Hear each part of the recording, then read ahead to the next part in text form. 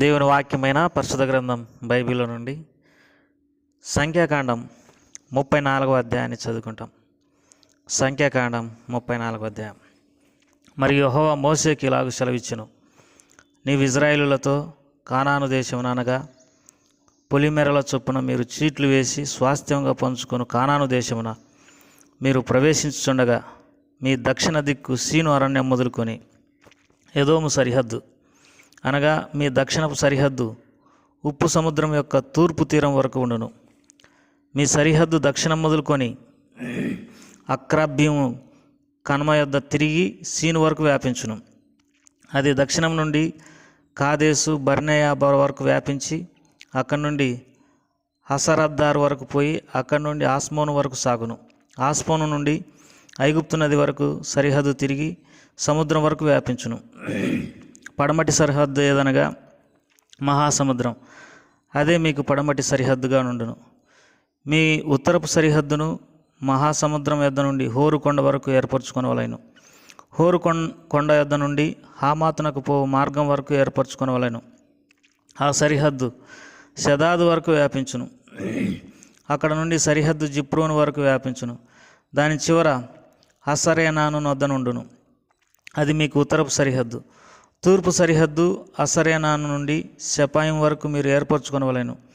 షెపాము నుండి సరిహద్దు అయ్యనుకు తూర్పున రిబ్లా వరకు ఉండును.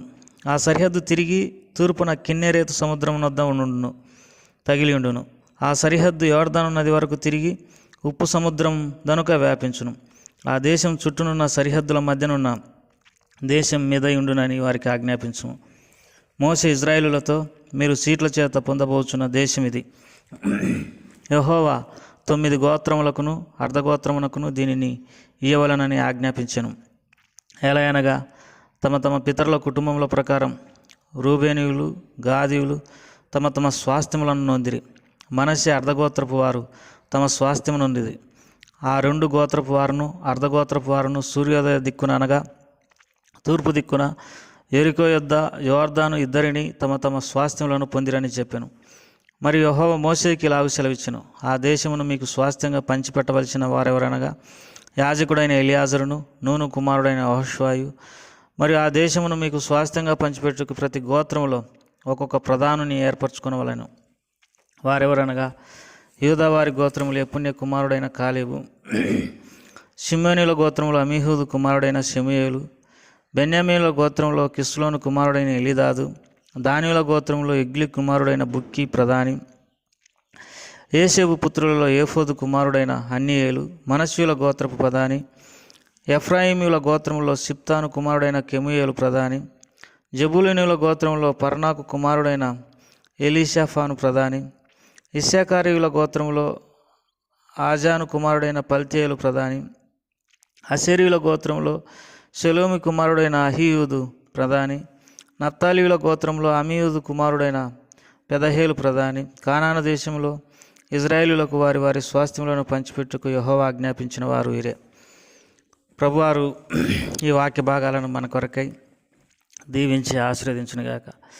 ప్రియమైన సోదరి సోదరులారా, సంఖ్యాకాండం 34వ అధ్యాయంలో మరి వారి సరిహద్దులు, వారు కానాను దేశంలో ప్రవేశించిన తర్వాత వారికి సరిహద్దులు దేవుడు నిర్ణయించినాడు. దేవుడే సరిహద్దులను మరి ఇజ్రాయేలులకు నిర్ణయించినాడు. ఇప్పుడు ఇజ్రాయేలులో ఉన్న దేశంలో దానికి సరిహద్దులు దేవుడు నిర్ణయించినాడు. అందుకే వారు దేవుడు తమకిచ్చినటువంటి దేశంలో ఏ కొంత భూభాగమునైనా ఎవరు ఆక్రమించుకున్నా దానికి ఎంత మాత్రమును వారు ఎంత మాత్రం ఇష్టపడరు. అంతేకాదు, అది దేవుడు లక్ష్యపెట్టు దేశం. సంవత్సరాది మొదలుకొని సంవత్సరాంతం వరకు దేవుని యొక్క కనుదృష్టి ఉండేటటువంటి దేశం. అది మరి ఖనిజాలు ఉండేటటువంటి దేశం. మరి దేవుడు ఆశీర్వదించినటువంటి దేశం. ఆ దేశాన్ని వారు వదులుకోవడానికి లేకపోతే వేరే వాళ్ళకి విడిచిపెట్టడానికి వారు ఎంత మాత్రము విడిచిపెట్టరన్నటువంటి విషయాన్ని మనం గమనించాల్సినటువంటి వారమైంటున్నాం. ఈ సంగతి మనము ద్వితీయోపదేశకాండంలో దేవుని వాక్యంలో చదువుకుంటాం. ద్వితీయోపదేశకాండం దేవుని వాక్యంలో ద్వితీయోపదేశకాండం 8వ అధ్యాయం 4వ వచనం, ఈ 40 సంవత్సరంలో నువ్వు వేసుకుని బట్టలు పాతకిలలేదు, నీ కాలు వాయలేదు. ఒకడు తన కుమారుని ఎట్లు శిక్షించెనో అట్లే నీ దేవుడైన యెహోవా నిన్ను శిక్షించవాడని నీవు తెలుసుకొని ఆయన మార్గంలో నడుచుకున్నట్లు ఆయనకు భయపడినట్లు నీ దేవుడైన యెహోవా ఆజ్ఞలు గైకొనవలెను. 7వ వచనం, నీ దేవుడైన యెహోవా నిన్ను మంచి దేశంలో ప్రవేశపెట్టును. అది నీటి వాగులు, లోయల నుండి, కొండలలో నుండి పారు ఊటలు గల అగాధ జలములు గల దేశం. అది గోధుమలు, యవలు, ద్రాక్ష చెట్లు, అంజూరపు చెట్లు, దానిమ్మ పండ్లను గల దేశం. ఒలివను నీవు తేనెయు గల దేశం. కరువు కొనకుండా నీవు ఆహారం తిను దేశం. అందులో నీకు ఏ లోపం ఉండదు. అది ఇనుపరాలు గల దేశం. దాని కొండలలో నీవు రాగి త్రవి తీయవచ్చును. నీవు తిని తృప్తి పొంది నీ దేవుడైన యెహోవా నీకు ఇచ్చిన మంచి దేశమును బట్టి ఆయనను స్తుతింపవలెను. ఆ దేశం ఎంత శ్రేష్టమైనటువంటి దేశమో దేవుడు మరి ఇజ్రాయేలులకు తెలియజేస్తూ వచ్చినాడు. ద్వితీయోపదేశకాండం 11వ అధ్యాయంలో ఇంకొక మాటను కూడా మరి చదువుకుంటాం. 12వ వచనం, ద్వితీయోపదేశకాండం 11:12, అది ఆకాశ వర్ష జలం త్రాగును. అది నీ దేవుడైన యెహోవా లక్ష్యపెట్టు దేశం. నీ దేవుడైన యెహోవా కనులు సంవత్సరాది మొదలుకొని సంవత్సరాంతం వరకు ఎల్లప్పుడూ దాని మీద ఉండును. ప్రియమైనటువంటి దేవుని ప్రజలారా, దేవుడు వారికి ఎంత శ్రేష్టమైనటువంటి దేశాన్ని ఇచ్చినాడో చూడండి. ఎంత శ్రేష్టమైన స్వాస్థ్యం వారు పొందినట్లుగా మరి దేవుడు వారికి ఆ దేశాన్ని ఇచ్చినాడో మీరు మరి ఆలోచించాల్సినటువంటి వారై ఉంటున్నారు. మంచి దేశంలో దేవుడు వారిని ప్రవేశపెట్టాడు కాబట్టి పాలు తేనెలు ప్రవేశించేటటువంటి దేశం. అయితే దేవుడు ఇంకొక మాట కూడా అంటాడు. ఇంకేమంటాడంటే 12వ వచనం, 8వ అధ్యాయం, ద్వితీయోపదేశకాండం 8వ అధ్యాయం 12వ వచనం, మంచి ఇండ్లు కట్టించుకుని వాటిలో నివసింపగా నీ పశువులు నీ గొర్రె మేకలు వృద్ధి అయి నీకు వెండి బంగారములు విస్తరించి నీ కలిగినదంతా వర్ధిల్లినప్పుడు నీ మనసు మదించి దాసుల గృహమైన ఐగుప్తు దేశంలో ఉండి నేను రప్పించిన నీ దేవుడైన యెహోవాను మర్చెదవేమో. తాపకరమైన పాములు తేళ్లు కలిగి ఎడారి అయి నీళ్లు లేని భయంకరమైన గొప్ప అరణ్యంలో ఆయన నిన్ను నడిపించను. రాతి బండ నుండి నీకు నీళ్లు తెప్పించను. తుదకు నీకు మేలు చేయవలనని నిన్ను అనచుటకు శోధించుటకు నీ పితరులు ఎరగని మన్నాతో అరణ్యమున నిన్ను పోషించను. అయితే మీరు మా సామర్థ్యం మా బాహుబలం ఇంత భాగ్యం మాకు కలగజేసినని అనుకుందురేమో. కాగా నీ దేవుడైన యెహోవాను జ్ఞాపకం చేసుకునవలెను. ఎలాగనగా తాను నీ పితరులతో ప్రమాణం చేసినట్లు తన నిబంధనను నేటి వలె స్థాపించవలెనని మీకు భాగ్యం సంపాదించుకున్నట్టుకై మీకు సామర్థ్యం కలగజేవాడు ఆయన. కాబట్టి అన్ని రీతులుగా దేవుడు వారిని సౌఖ్యమైనటువంటి దేశంలో, శ్రేష్టమైనటువంటి దేశంలో ప్రవేశపెట్టినాడు. అందుకే ఆ స్వాస్థ్యాన్ని వారు 12 గోత్రాల వారు ఏ రీతిగా పంచుకొనవలెనో వారికి తెలియజేస్తూ వచ్చినాడు. వాటికి ఇజ్రాయెల్ దేశానికి సరిహద్దులు కూడా దేవుడు నిర్ణయించినాడు. తర్వాత ఈ సంఖ్యాకాండం మరి 34వ అధ్యాయం 34వ అధ్యాయంలో 2వ సంగతి ఏదనగా ఆ దేశ ప్రధానులు 12 మంది గురించి రాయబడింది. చూడండి, 34వ అధ్యాయం 16వ వచనం, మరియు యెహోవా మోషేకి ఇలాగ సెలవిచ్చెను, ఆ దేశమును మీకు స్వాస్థ్యంగా పంచిపెట్టవలసిన వారెవరనగా యాజకుడైన ఎలియాజరు, నూను కుమారుడైన యెహోషువ. మరియు ఆ దేశమును మీకు స్వాస్థ్యంగా పంచిపెట్టుకు ప్రతి గోత్రంలో ఒక్కొక్క ప్రధానుని ఏర్పరచుకునవలెను. ప్రధానులు, ఇక్కడ కొన్ని సంగతులు మనం దేవుని వాక్యంలో గమనించాల్సినటువంటి వారం అంటున్నాం. ఐగుప్తు నుండి ఇజ్రాయేలీయులను బయటికి తీసుకురావడానికి దేవుడు మోషేను వాడుకున్నాడు. మోషేను దేవుడు మరి దైవజనుడు అనేటటువంటి పదం మోషే గురించి రాయబడింది. మోషే నాయకుడు అనేటటువంటి పదం కూడా దేవుని వాక్యంలో రాయబడింది. తర్వాత ఎలియాజరు గురించి రాయబడినటువంటి మాట, ఎలియాజరుకు దేవుడు మరి ప్రధాన యాజకుడుగా బాధ్యతను అప్పగించినాడు. మరి అహరోనుకు దేవుడు ప్రధాన యాజకుని బాధ్యతను అప్పగించినాడు. తర్వాత అహరోను పిల్లలు కూడా ఆ యాజకత్వ సేవను పొందుతూ వచ్చినారు, వర యాజకులు. తర్వాత దేవుని వాక్యంలో ఇజ్రాయేలీల అధిపతులు అని దేవుని వాక్యంలో రాయబడింది. ఇజ్రాయేలీలలో ముఖ్యులు అనే మాట రాయబడింది. ఇజ్రాయేలీలలో ప్రధానులు అనేటటువంటి మాట రాయబడింది. మరి ఇంకా దేవుని వాక్యంలో గోత్రాధిపతులు ఈ సంగతి కూడా రాయబడుతూ వచ్చింది. మిరియాం గురించి ప్రవక్తిని అని దేవుని వాక్యంలో రాయబడింది. వారు తమ కలిగిన సామర్థ్యాన్ని బట్టి, పనితనాన్ని బట్టి వారికి పేర్లు ఇవ్వబడుతూ వచ్చినాయి. కొత్త నిబంధనలో సువార్థికులని, తర్వాత దైవజనుడని, తర్వాత పెద్దలని, పరిచారకులని, మరి జతపనివారని, తర్వాత మరి ఈ పదాలన్నీ దేవుడు కొత్త నిబంధనలో వాడుతూ వచ్చినాడు.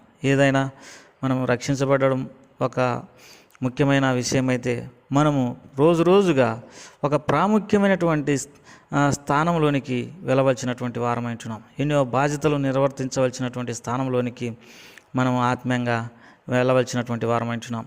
దీర్ఘదర్శి అని, ప్రవక్త అని, తర్వాత ఈ పదాలన్నీ దేవుడు ఆయా రీతులుగా విశ్వాసంలో వృద్ధి నొందినటువంటి ప్రజలకు ఇస్తూ వచ్చినాడు. ప్రియమైన సోదరి సోదరుడా, సంవత్సరాలు గడిచిన మందిరానికి వచ్చిపోయేటటువంటి వ్యక్తిగానే ఉన్నావు, కానీ నీవు ఒక శ్రేష్టమైనటువంటి మాటను పొందలేకపోతా ఉన్నావు బైబిల్లో నుండి.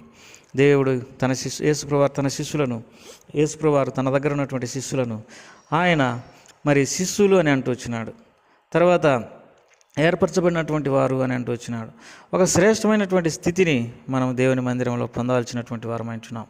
పరిచారకులమో, లేకపోతే సువార్థికులమో, లేకపోతే ఉపదేశకులమో, తర్వాత మరి శిష్యులమో, దైవ సేవకులమనో, లేకపోతే దైవజనులమనో, తర్వాత ప్రధానులమనో, ముఖ్యమైనటువంటి వారమనో, ఇలాంటి శ్రేష్టమైనటువంటి పేర్లు మనకు కూడా ఉంటే ఎంత సంతోషం.